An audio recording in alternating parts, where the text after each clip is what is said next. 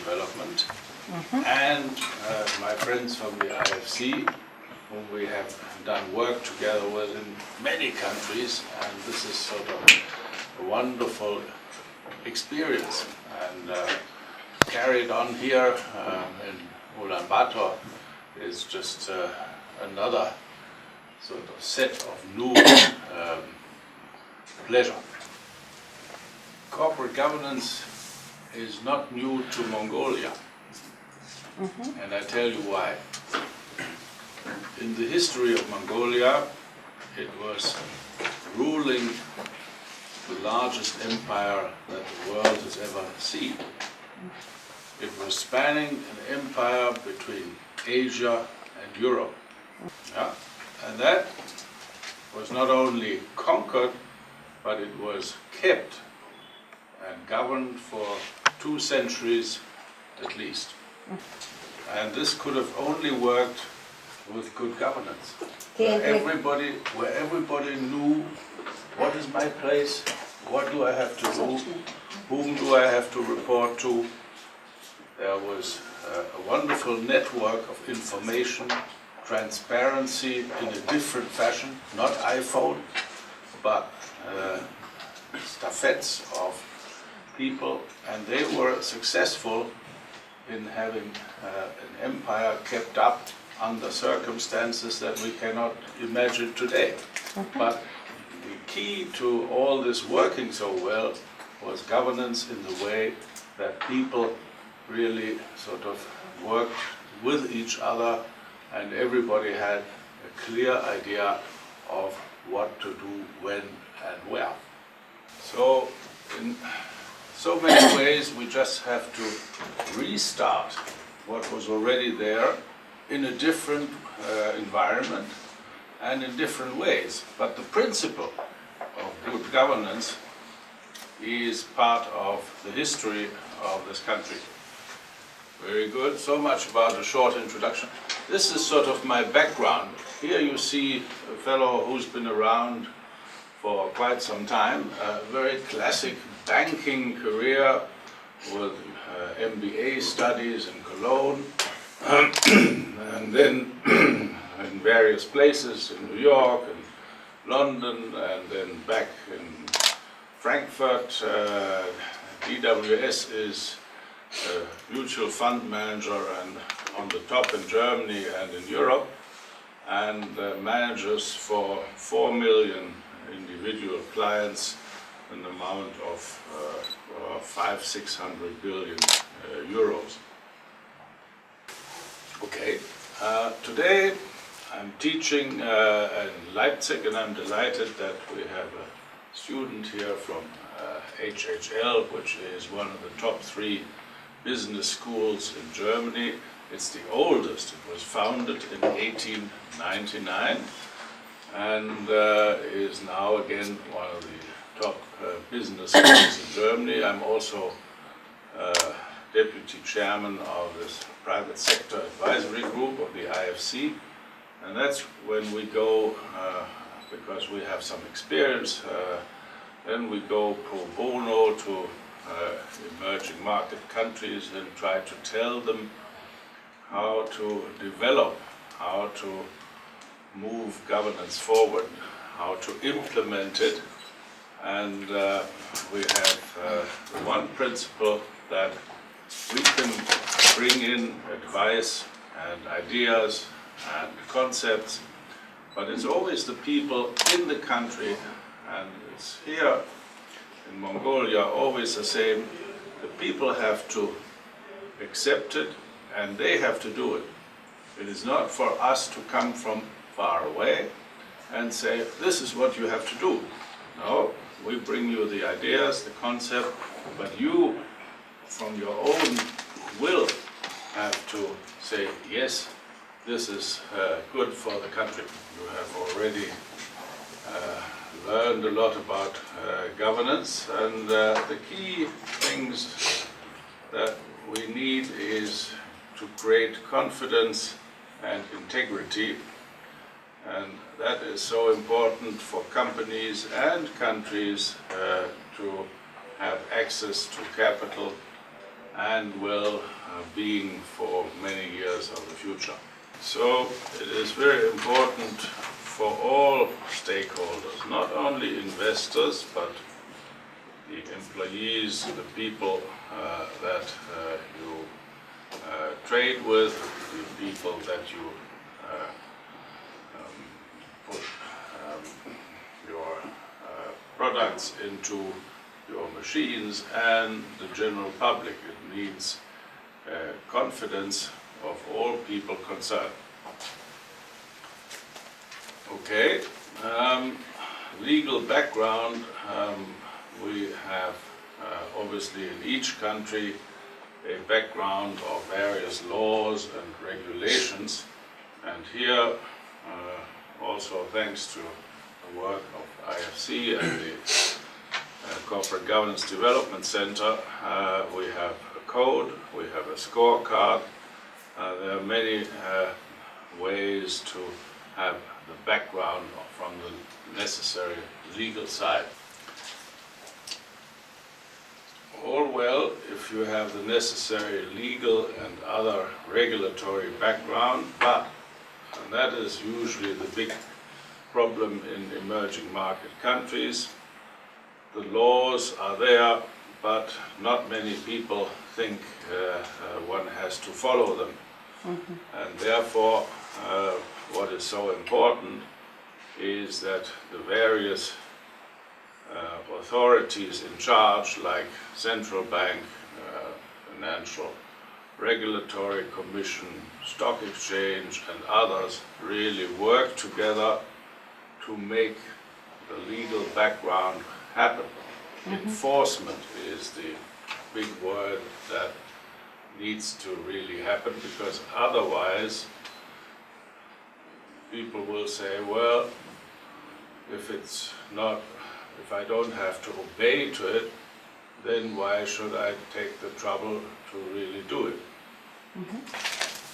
So the key is that the authorities are really working together and have the resources to make corporate governance an obligatory part of the business life.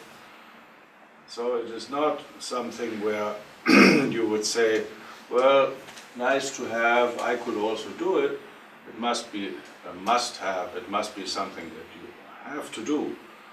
Otherwise, it will have not the right effects. Then let's come to the most important elements that constitute good governance. What you have is a board. Sometimes you have it split into two. You have in the German system and in many other countries, you have first a supervisory board. This is people that are there to supervise and control and appoint the managers. So this is the one piece, and the other one is the management board, and there's a clear separation which from our point of view makes a lot of sense. One is the supervisors and the others are the managers that have to do the business. But the supervisors are not to do the business, and quite often in countries, and I hear it's also here in Mongolia, the supervisors also run the business. And then you have all kinds of mix-ups and unclear responsibilities and no good results. So what is important is the supervisory board has roles that are to appoint the managers, to follow the strategy that the managers propose, discuss it with them, but again, not execute the strategy. So that's, I think, the key there. And you see here quite a few of the detailed things that are required from the supervisory board, or the so-called non-executive directors. That's in the unitary board system. You have executive directors, it's management, and then you have the non-executive directors. that are in some ways the supervisory board in a unitary board system. Okay. And last point that is the same for both supervisory board and management board, high ethical standards. That's sort of the difficult point for countries all around the world, and I have a few examples that it can happen everywhere.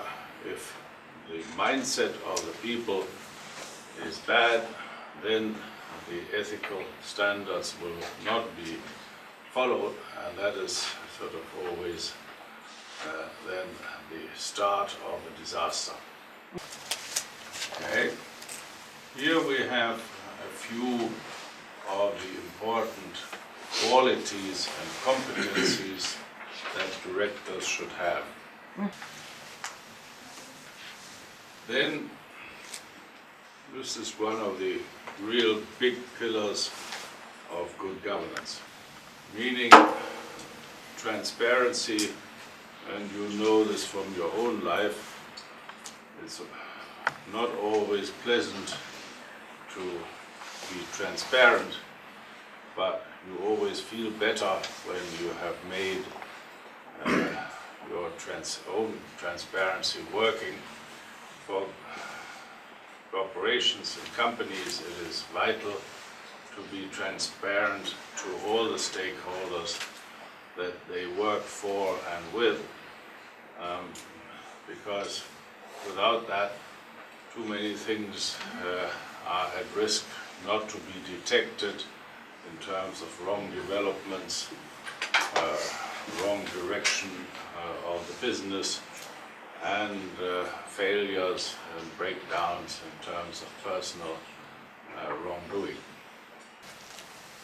So we start with the full information about the directors. We want to know what their qualifications are, why they have been selected, what other jobs they have, and whether they can be regarded as truly independent, not only formally independent, someone from far away, but also what we call independence in mind, to exercise judgment on company affairs without having to think of interesting things for themselves personally.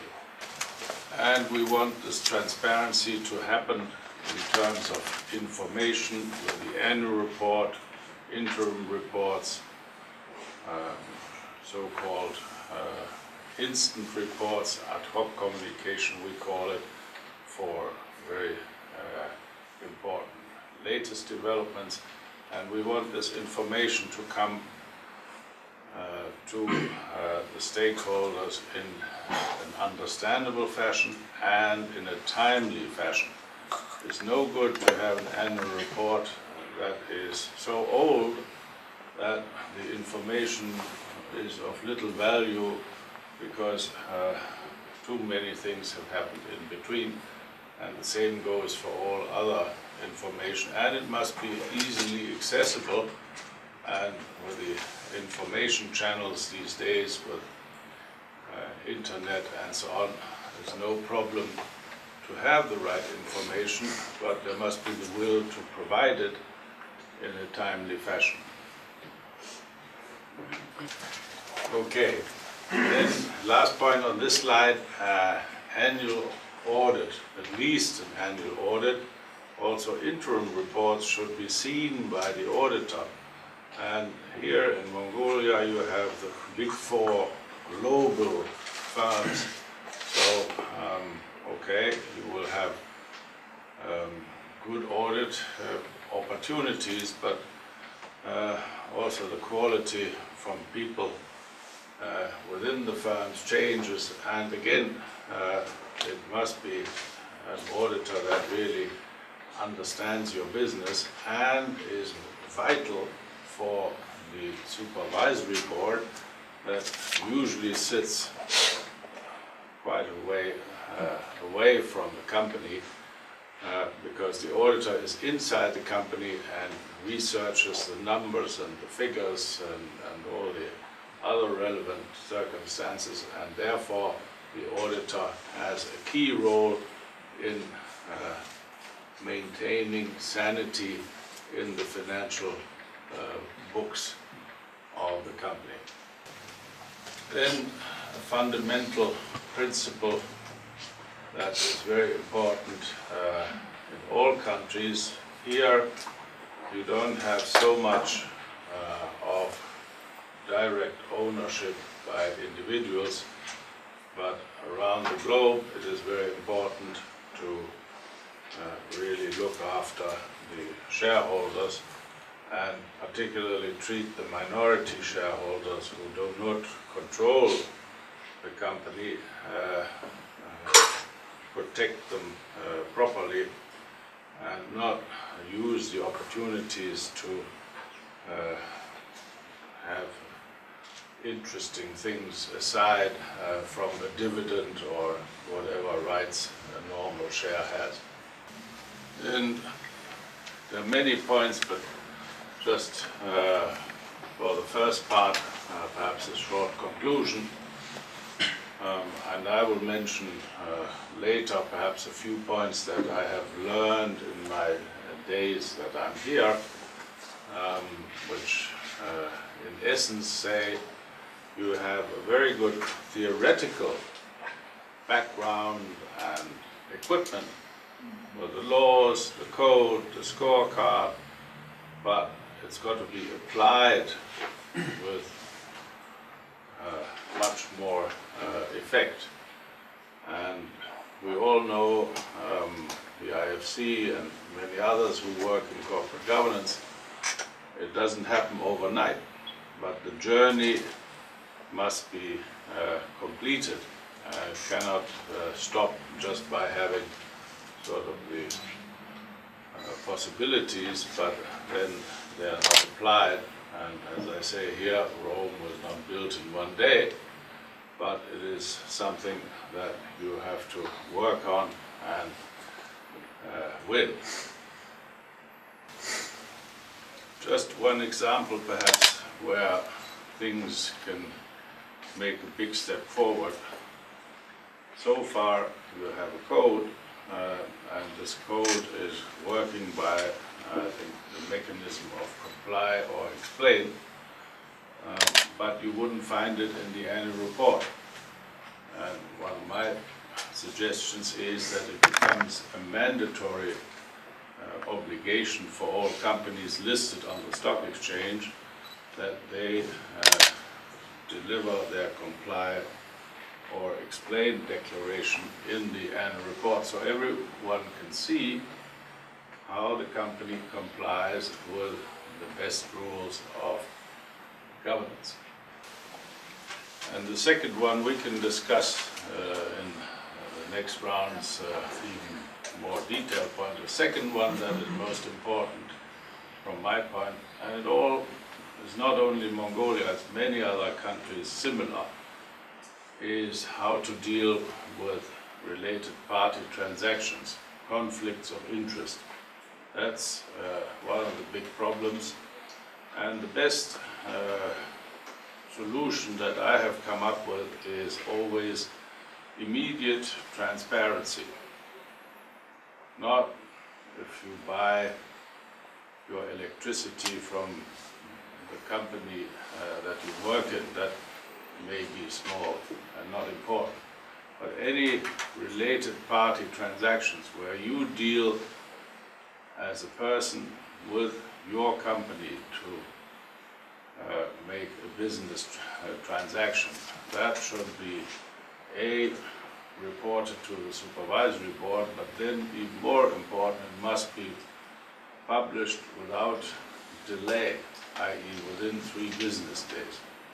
And if you have that, you will find very quickly that very many transactions will simply not happen, because people are fearful on the transparency, and if it's only to be reported in the annual report or not even there, then this insider called transactions will be there, and the transparency is the solution for having no or less problems with insider-related transactions, related party transactions.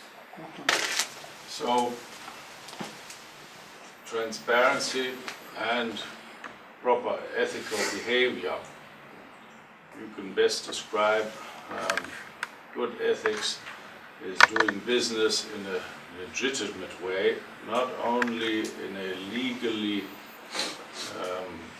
okay way, but always think of your business partner as an equal partner you want to keep for a long time. And so you don't sell things to someone who doesn't understand the product, doesn't understand the business, but deal with people that are partners in also for your future. And that is, again, very important from an ethical point of view. Do business in the right way instead of trying to make the maximum profit on a short term, but on the long term you will lose this and many other customers. Okay, and maybe the last point, your leaders, they have to lead by example and show the commitment. And leadership is built up in various ways, and you are part of the young elite here that needs to get the good governance principles into your mind and have them accompany you through your business career. And then when you come to the top, I think you will lead by example.